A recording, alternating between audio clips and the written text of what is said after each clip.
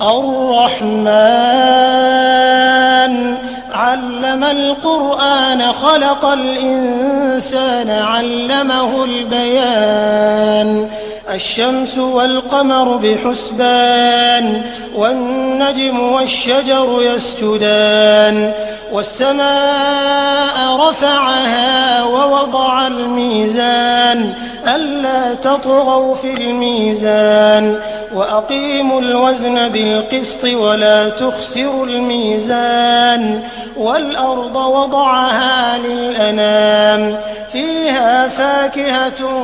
والنخل ذات الأكمام والحب ذو العصف والريحان فبأي